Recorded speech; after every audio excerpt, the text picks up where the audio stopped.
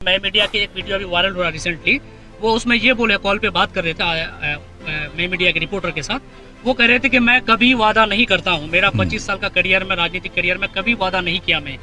तो जब आप वादा नहीं करते हैं तो आपको वोट कैसे देंगे? आप उस वक्त मैनिफेस्टो जारी करते हैं कि ये काम कर देंगे, वो काम कर देंगे। अभी आप डायरेक्ट इलेक्शन के टाइम जब इंटरव्यू बोला जाता है, इंटरव्यू नहीं दीजिएगा, और भी तरीका होता है नहीं करने का, लेकिन आप कहते हैं I really don't enjoy with interview. ये क्या हुआ? ये मजाक लग रहा है आपको?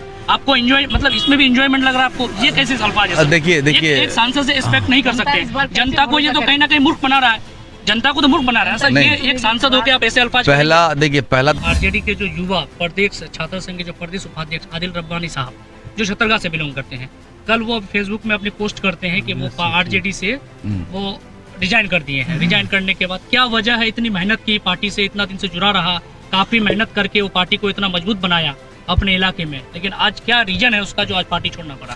कारण अब देखिए, एक होता है विचारधारा की लड़ाई। अब मैं आपको आप लोग सब इस चीज़ से वाकिफ़ होंगे कि इस क्षेत्र में मैंने कितने मेहनत मैंने किए, आवाम से जुड़ा, लोगों से जुड़ा, आरजेडी में रह करके आरजेडी का परचम बुलंद किया। दिल भाई साहब को जो है बहुत कम वक्त में बहुत ऊंचाई उनको मिली है आरजेडी में, ऐसा भी नहीं है। इस बार उनको जो है डायरेक्ट स्टेट में युवा संगठन में जो है प्रदेश सचिव का पद मिला, और इतने मुकाम पे आने के बाद उन्होंने इतना अहम फैसला कैसे ले लिया, ये मैं भी इससे आश्चर्यचकित हूँ कि इतना उन्होंने इस तरह का फैसला उन्होंने क्यों लिया। आखिर क्या मजबूरी थी, क्या परेशानी थी? जय हिंद दोस्तों, इस वक्त हमारे साथ राजद के जो वरिष्ठ नेता है दानिश इकबाल साहब, काफ़ी बहुत दिनों से राजद के साथ जुड़े हुए हैं और काफ़ी एक्टिव नेता भी हैं। क्षेत्र का दौरा लगातार करते रहते हैं। अभी फिलहाल क्षेत्र दौरे में थे, अभी छतरगाछ में मौजूद है। सर से हम चाहेंगे, क्योंकि अभी रिसेंटली इलेक्शन का नॉमिनेशन स्टार्ट हो चुका है, तो सर सबसे पहले तो आप बताइए कि यहाँ पे छतरगाछ आप क्षेत्र दौरा में थे या फिर किस मतलब पर्पज से आए थे यहाँ? सबसे पहले आप सभी को मेरा सलाम, आदाब, नमस्कार। और आज आपके न्यूज़ के माध्यम से जितने भी हमारे किशनगंज के आवाम हैं, हिंदू, मुसलमान, सिख, ईसाई और जितने भी धर्म, जैन, बौद्ध, जितने भी धर्म के यहाँ पे लोग, जितने भी प्रांत के लोग यहाँ पे रहते हैं, सबसे पहले तो मैं उन सबसे यही अपील करूँगा कि आप तमाम सारे जितने भी लोग हैं, सब मिल कर के महागठबंधन के उम्मीदवार को जिताने का काम कीजिए, ताकि आने वाला जो कल हमारा जो है सुरक्षित भी होगा। और अभी जो वर्तमान में जो आप जैसा कि देख रहे हैं, जो हिंदुस्तान की दिशा और दशा है, वो हर एक लोग उस चीज़ से वाकिफ़ हैं। उससे ना तो कोई मुसलमान पीछे छूटा है, ना तो कोई हिंदू छूटा है, ना तो कोई सिख है, ना तो ईसाई है। उस माड़ का हर एक लोग माड़ा हुआ है। तो आप तमाम, आपके माध्यम से मैं सबसे पहले तो ये अपील करूंगा कि आप सारे लोग एकजुट होकर के महागठबंधन के उम्मीदवार को जिताएंगे, और जिता करके यहाँ से फिर से एक बार एकता का जो मैसेज हर जगह हर टाइम किशनगंज से जो जाता है, इस बार भी इंशाल्लाह वो देने का काम किशनगंज की आवाम करेगी। और रही बात कि क्षेत्र में आया हूँ, हमारे अपने गठबंधन के प्रत्याशी जो भी 2 तारीख को इंशाल्लाह उनका नामांकन होगा, उन्हीं के लिए हम तमाम सारे जितने भी हम लोग आरजेडी के लोग हैं, सब लोग उतरे हैं फील्ड पे, और हम लोग की अपनी कैंपेन चालू हो गई है। और तमाम लोगों से हम लोग मिल कर के लोगों को बताने का काम कर रहे हैं, समझाने का भी काम कर रहे हैं। और वापस से मतलब इससे पहले जो किशनगंज के आवाम ने जो एक फ़ैसला दिया था, जो कि आप याद कीजिएगा, जो मोदी लहर में जो ये हिंदू मुसलमान का जो बंटवारा हुआ था, उस मोदी लहर में भी आप देखिएगा कि यहाँ किशनगंज के लोगों ने एकता का प्रतीक दिया, एकता का मिसाल दिया, एकता का मैसेज दिया, और यहाँ से कांग्रेस के उम्मीदवार को जिताने का काम किया था। और सर काफ़ी देखा जा रहा है कि क्षेत्रों में, चाहे पूरे किशनगंज लोकसभा की अगर बात करें, बहुत सारे लोग जो है जावेद साहब के कार्यकाल से खुश नहीं है, नाराज हैं। इसमें आप क्या कहेंगे? जी, जिस तरह से उसको कार्य करना था उस तरह से वो एक्टिव नहीं रह पाए, पिछले का जो उसका टर्म रहा, लोगों का कहना है। हाँ, देखिए, आवाम मालिक है, आवाम सर्वोपरि है। यहाँ के लोग ही तय करेंगे कि उनको किधर जाना है, किनके साथ जाना है। नाराज़गी हर जगह होती है, और मैं ये भी नहीं कह सकता कि जो मतलब जितने भी कार्य अगर बोला गया होगा तो सब के सब कार्य भी पूरा हुआ होगा। लेकिन हाँ, अगर नाराज़गी है तो मोहब्बत भी वैसी ही है, चाहत भी वैसी ही है, दीवानगी भी वैसी ही है। और इंशाअल्लाह जो भी नाराज़गी है वो हम लोग मिल कर के सबसे दूर करने का भी काम कर रहे हैं। और इंशाअल्लाह आने वाले कल में और बेहतर इसको किस तरीके से किया जाए उस पर भी हम लोग विचार विमर्श भी कर रहे हैं।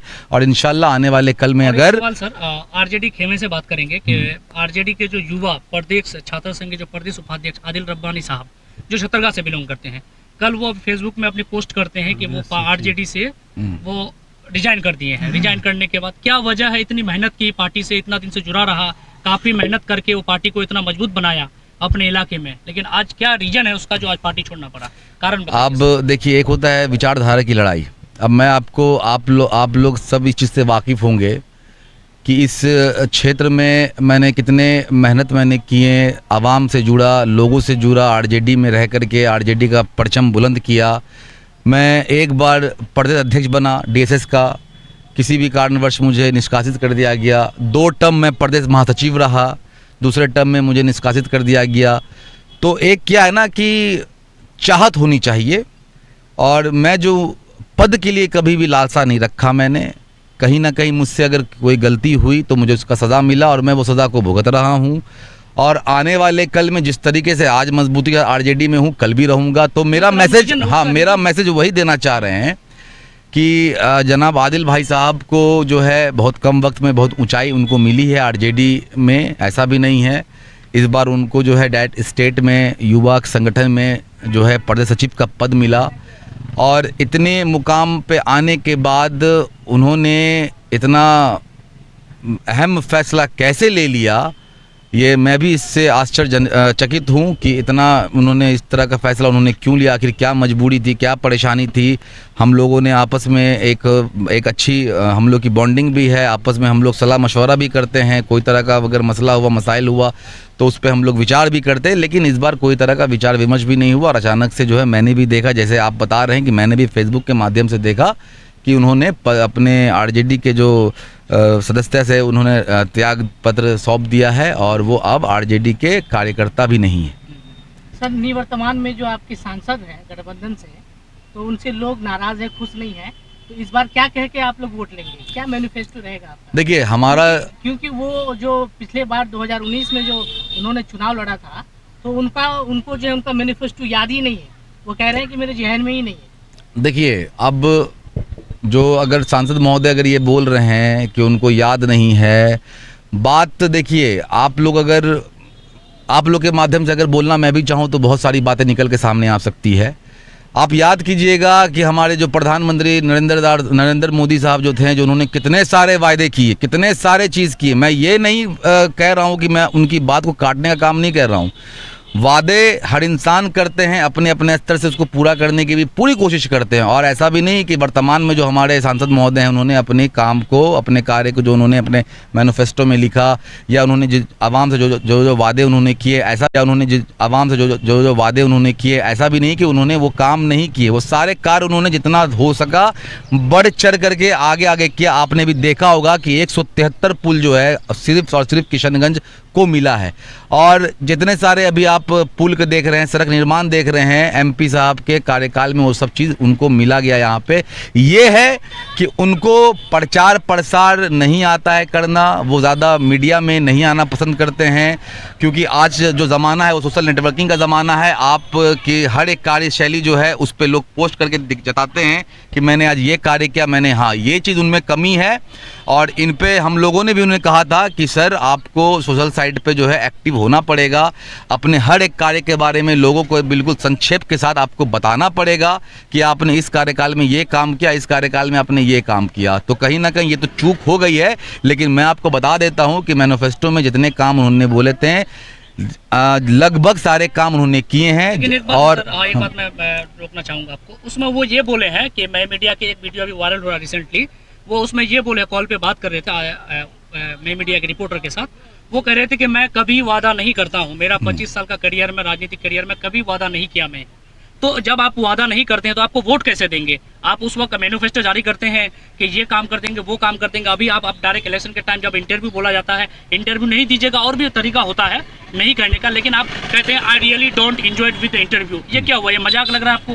आपको एंजॉय मतलब इसमें भी एंजॉयमेंट लग रहा है आपको, ये कैसे अल्फाज है सर? देखिए एक सांसद से एक्सपेक्ट नहीं कर जनता इस बार सकते, कैसे जनता को ये तो भरोसा कहीं ना कहीं मूर्ख बना रहा है, जनता को तो मूर्ख बना रहा है सर। नहीं। ये एक सांसद होकर आप ऐसे अल्फाज पहला तो मैं ये आपको बता देता हूँ कि ये उनके जो अल्फाज हैं ये किस संदर्भ में कही गई होगी या किस नियत से कही गई होगी वो बेहतर वो जानेंगे। लेकिन मैं आपको फिर से भी ये अवगत करा देता हूँ कि हर एक इंसान को चीख चीख के चिल्लाने की आदत नहीं होती है कि मैंने ये काम किया, मैंने वो काम किया। और मैं आपको पहले से बता देता हूँ कि किशनगंज में ख़ास तौर पे जब से मैं राजनीति में सक्रिय हूँ, मैंने कभी नहीं देखा उनको मीडिया में आकर के इंटरव्यू देते हुए या कोई भी तरह का बयानबाजी देते हुए उस लेवल पे मैंने उनको कभी नहीं देखा। तो उनका एक अपना इच्छा शक्ति है कि हाँ मैं ये नहीं करना चाहता या मैं ये नहीं बोलना चाहता, तो उससे आप ज़बरदस्ती बुलवा नहीं सकते हैं। आप एक सांसद, किशनगंज के एक छोटे से शहर के सांसद के पीछे आप लोग पड़ गए। हमारे इतने बड़े हिंदुस्तान के 130 करोड़ की आबादी वाले हिंदुस्तान के जो भव्य प्रधानमंत्री जो अपने आप को बताते हैं कि मैं विश्व गुरु हूँ, उनसे तो एक शब्द आकर के मीडिया में बोला नहीं जाता है, एक प्रेस कॉन्फ्रेंस वो नहीं कर सकते हैं, एक मीडिया के सवाल का जवाब नहीं दे सकते हैं। इतने सारे उन्होंने वायदे किए 130 करोड़ जनता के साथ, आज तक एक वादे पे उन्होंने खरे उतरने का काम उन्होंने नहीं किया। तो कोई उनसे पूछने नहीं जाता, कोई उनके सांसद से पूछने नहीं जाता, कोई उनके विधायक से पूछने नहीं जाता, कोई उनके नेता से पूछने नहीं आता। लेकिन मैं आपको फिर से बता देता हूं, किशनगंज लोकसभा की बात मैं आपको फिर से बताता हूं। किशनगंज लोकसभा में काम भी हुआ है, लोगों ने देखा भी है। हाँ, मैं मानता हूं कि नाराजगी हो सकती है। मैंने पहले भी कहा था कि किशनगंज में रहे या हिंदुस्तान में सारे के सारे अवाम सब मालिक होते हैं और उन्हीं के फैसले से ही आदमी को सर पे बैठाया भी जाता है और उन्हीं के फैसले सर से उतारा भी जाता है। सर इस बार जिस तरह किन मुद्दों को लेके जो है आपकी पार्टी गठबंधन जो लड़ाई? देखिए, जो हमारा सबसे पहला जो हमारा मेन मुद्दा है जाति जनगणना। अगर हिंदुस्तान में इंडिया गठबंधन की सरकार आती है तो सबसे पहला अहम जो होगा वो जाति जनगणना है। दूसरा जो रोजगार है, जो युवाओं के साथ जो ठगी का जो काम किया गया है, उस पर हमारी इंडिया गठबंधन की टीम जितने भी लोग होंगे सब एकजुट मिल के काम करेंगे रोजगार के लिए। और जो महंगाई हिंदुस्तान में जिस चरम सीमा पर पहुंची है उनको वापस से कम करने का काम किया जाएगा। और सबसे अहम जो है जो विकास के ओर पे, जैसे आप मेडिकल कॉलेज को ले लें, आप सड़क निर्माण को लेके ले लें, आप स्वास्थ्य सुविधाओं को ले लें, आप शिक्षा के लिए ले लें, इन सब पे ये सारे के सारे अहम मुद्दे, हमारा कोई भी ये मुद्दे में कभी ये मंदिर और मस्जिद नहीं आ सकता। हमारे हमेशा मुद्दे में रोजगार, शिक्षा, स्वास्थ्य, इसी के लिए हमारे सारे जितने भी इंडिया गठबंधन के लोग हैं इसी मैनिफेस्टो के साथ, इसी वादे के साथ इंशाल्लाह वो लड़ाई लड़ेंगे और जीतेंगे भी। और मैं आपको आपके न्यूज़ माध्यम से मैं एक छोटा सा कार्यकर्ता, मैं आपको ये यकीन दिला देता हूँ कि इंडिया गठबंधन ने जितने भी वादे करेंगे इंशाल्लाह ताला वो ज़रूर पूरा करेंगे। उस वक्त में वो ये नहीं कहेंगे कि भाजपा ने ये कर दिया, भाजपा ने वो करा, तो आकर के आज हमारी ये हाल हो गई है। इंशाल्लाह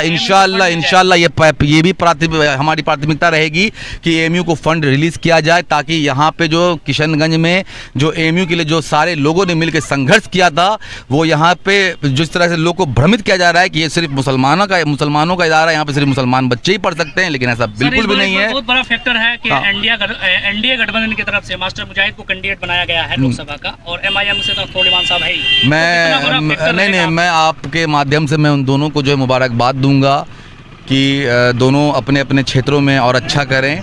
लेकिन फैक्टर यहाँ पे साफ है कि एक तरफ बेरोजगारी है और एक तरफ रोजगार है, एक तरफ महंगाई की मार से लोग त्रस्त हैं और एक तरफ वापस फिर से लोग अच्छे दिन की कामना कर रहे हैं। एक तरफ स्वास्थ्य चरमराई भी है, वापस एक तरफ लोग चाह रहे हैं कि स्वास्थ्य वापस उसी कंडीशन में आ जाए। एक तरफ शिक्षा के नाम पे सिर्फ ठगी और ठगी हो रही है, दूसरी तरफ लोग चाह रहे हैं कि शिक्षा की जो हाल है वो फिर से जो है उसी लेवल पर आ जाए। तो फैक्टर साफ है और रिजल्ट भी इंशाल्लाह साफ होने वाला है। सर, पूर्णिया लोकसभा क्षेत्र के लिए क्या कहना चाहेंगे? पप्पू यादव जी जो है सीट के लिए जो अड़े हुए। देखिए, सीट के लिए अरे वाली बात नहीं है। वहाँ पे हो सकता है कि जहाँ तक कि अभी संभावना, बहुत जगह पे ऐसा भी हुआ है, देखा भी गया है कि एक फ्रेंडली मैच हुआ है और यहाँ पे कोई किसी पे छीटाकसी वाली बात नहीं होगी। और जहाँ पे लोग अड़ने वाली बात है तो वो तो साफ हो चुका है कि गठबंधन में जो है आपके वहाँ पे बीमा भारती को उम्मीदवार बना दिया गया है। आरजेडी की तरफ से बीमा भारती लोकसभा की कैंडिडेट होंगी। और रही पप्पू यादव जी की बात, तो वो बहुत बड़े नेता हैं और मैं उनके लिए भी शुभकामनाएं देता हूं। और हो सकता है कि जो अभी तक लोगों के माध्यम से जो खबर आ रही है कि वहां पे पप्पू यादव भी चुनाव लड़ेंगे, तो वो चुनाव जो होगी वो एक फ्रेंडली मैच होगी जो आरजेडी और कांग्रेस दोनों मिल के लड़ेगी। अच्छा सर, इफेक्टेड नहीं होगा कि इलेक्शन के कुछ दिन पहले आपके आरजेडी के कार्यकर्ता, दो पार्टी क्योंकि महागठबंधन में आप लोग, एक आरजेडी के एक लीडर जो इतने दिन से रहने के बाद अचानक पार्टी छोड़ जाना, ये इफेक्टेड नहीं होगा पार्टी को? कौन किन के बारे में बात कर रहे हैं? आदिल रब्बानी साहब के बारे में। आदिल रब्बानी क्या फैक्टर क्या होगा इसमें? कोई बहुत बड़ा फैक्टर नहीं। देखिए, एक चीज़, एक कहावत भी है कि लोग आएंगे जाएंगे, लोग जहाँ हैं वहीं रहेंगे। अगर इन सब चीज़ों से अगर किसी को फ़र्क अगर पड़ता तो ज्योतिरादित्य सिंधिया बहुत बड़े नेता थे कांग्रेस के, वो चले गए छोड़ करके, कोई फ़र्क नहीं पड़ा। ठीक है, कोई फ़र्क नहीं पड़ा। और ऐसे बहुत सारे एग्जाम्पल हैं आपके सामने में भी, आपकी चीज़ों में भी, आपके हिंदुस्तान के इतिहास में ऐसे बहुत सारे राजनेता आए। लोग एमआईएम को बीजेपी का बी टीम कहते हैं, आपके खुद नेता आरजेडी छोड़ के महागठबंधन के नेता बीजेपी में ज्वाइन किए, इस पे आप क्या कहेंगे? हमारे कौन आरजेडी में अभी गए ना, जेडीयू में ज्वाइन हो रहे हैं आदिल रब्बानी साहब।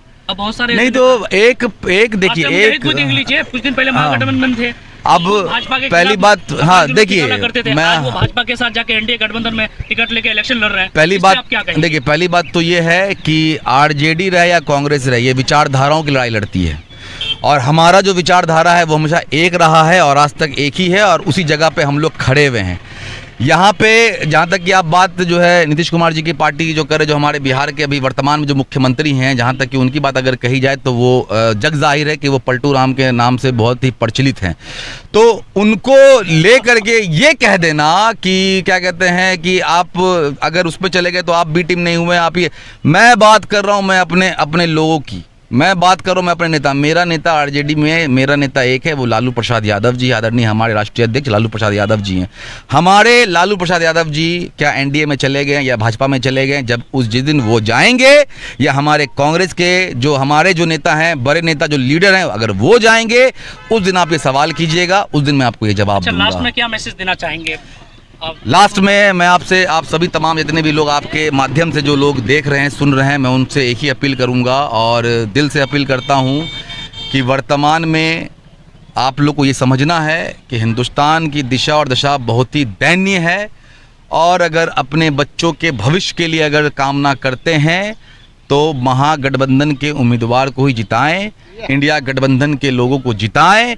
और जो नाराज़गी अगर मान लीजिए कि किसी को अगर हुई है तो इंशाअल्लाह व ताला उसको भी हम लोग मद्देनज़र रखेंगे, उनको भी नाराज़गी उनकी दूर करने की पूरी कोशिश की जाएगी। और इस बार मैं आपको ये भी यकीन दिलाता हूँ कि जो सांसद महोदय और आवाम के बीच में जो कम्युनिकेशन गैप हुई है, जो वार्तालाप की जो कमी आई है, जो मुद्दे लेकर के लोग सांसद महोदय के पास गए और वो मुद्दे पे काम हो नहीं पाया, अगर तो इंशाअल्लाह ताला कि इस बार सारे हम लोग बैठ करके इस सब चीज़ों पे भी काम करेंगे कि आवाम से किस तरीके से और अच्छे से जुड़ा जाए, उस पर भी हम लोग काम करेंगे। लेकिन बहरहाल आपके माध्यम से एक ही चीज़ अपील करूंगा कि आप लोग भटके नहीं, आप लोग ना दाएं बाएं मत जाएं, बस दिमाग में एक चीज़ रखें कि महागठबंधन के लोग को जिताना है, इंडिया में इंडिया गठबंधन की सरकार को लाना है और हिंदुस्तान में एक अच्छी सरकार को काबिज कर करके हिंदुस्तान के भविष्य को और अच्छे से बनाना है। और जो प्रोपेगेंडा लोग दे रहे हैं कि हमारा हिंदुस्तान जो है विश्व गुरु हो चुका है, या यहाँ के प्रधानमंत्री विश्व गुरु हैं, या हिंदुस्तान अभी बहुत ऊंचा है, वाकई ऊंचा है, लेकिन जो दिखाया जा रहा है वो हकीकत है नहीं। अगर आप लोग आंकड़े पे अगर गौर करेंगे और चीज़ों को, तथ्य को समझेंगे तो आपको समझ में आ जाएगा कि आप कहाँ हैं और कहाँ होना चाहिए। तो मैं आपसे यही कहूँगा कि अच्छे लोगों को लाइए, पढ़े लिखे लोगों को लाइए, जो आपके काम आ सके, आप काम कर सकें, वैसे लोगों को लाइए और इंशाअल्लाह वो रिज़ल्ट आपको आने वाले कल में भी दिखेगा। तो आपसे फिर से लास्ट में अपील करता हूं कि महागठबंधन के उम्मीदवार को जिता करके सांसद पहुंचाने का काम कीजिए और हिंदुस्तान में एक अच्छी सरकार लाने का आप लोग सब मिलकर काम कीजिए। चलिए sir, thank you so much.